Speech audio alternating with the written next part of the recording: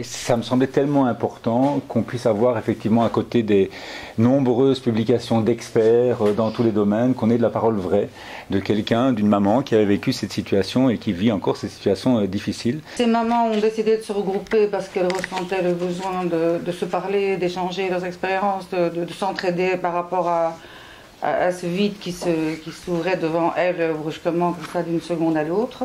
Mais j'étais frappée par la richesse de leurs paroles et par la richesse de leur expérience, de leur souffrance.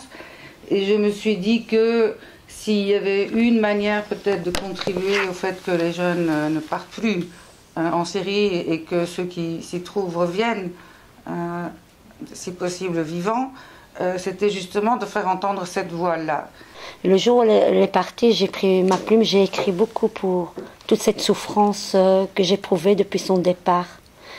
Et souvent, quand je fais partie de ces premières mamans, que sa fille est partie, ou garçon, j'ai fait appel aux journalistes et tout pour qu'ils mettent, je pense, faire connaître la chose pour empêcher d'autres familles de subir ce que nous avons subi. J'ai beaucoup eu d'aide des journalistes, mais après on l'a diabolisée.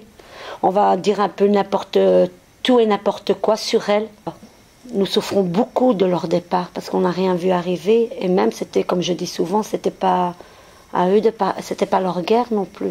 C'était pas à eux de partir, de dire faites attention.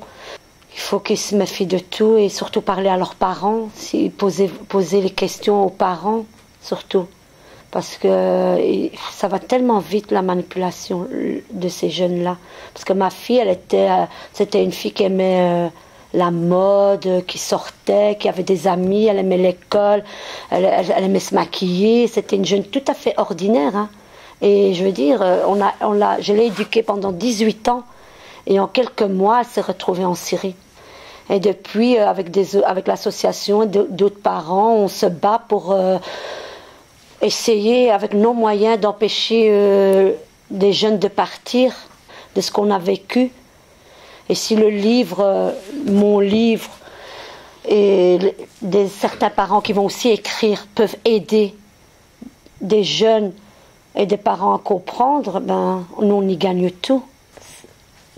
Allez, j'ai vraiment mis beaucoup là-dedans. J'ai vraiment mis, parce qu'on a tendance à croire que nous les parents, on est solides,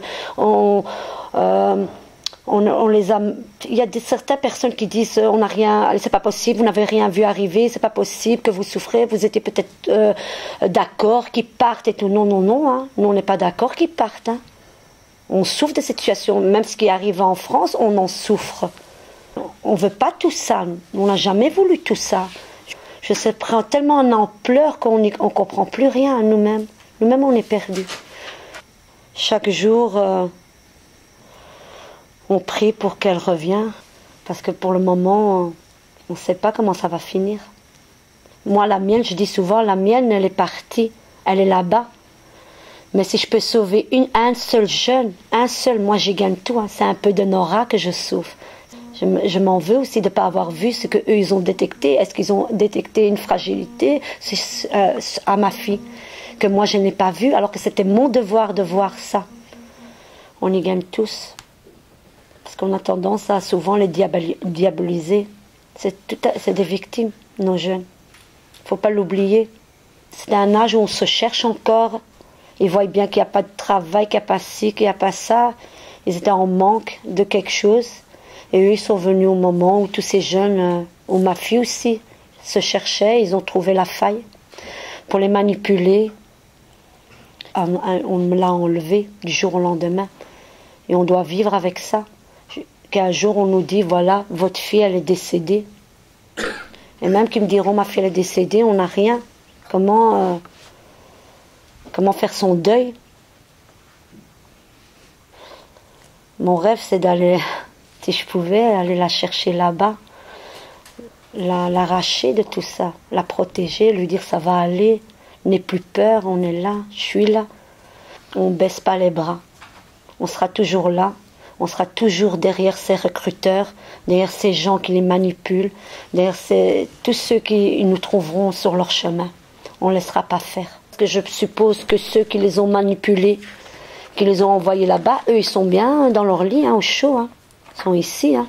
Ce qu'elles vivent surtout, c'est que leur enfant leur a totalement échappé.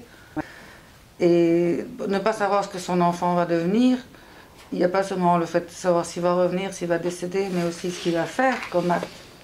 Bon, je pense que c'est une douleur immense. Moi, je trouve que c'est pour ça que j'aimerais qu'on comprenne aussi leur douleur à elles, et je pense que ça peut aider à ce que des jeunes prennent conscience. Et peut-être pas, comme les enfants n'écoutent jamais leurs propres parents, mais peut-être ils peuvent écouter les parents des autres. Voilà. Donc peut-être sa fille n'écoutera pas Samira, mais peut-être qu'une autre fille écoutera Samira.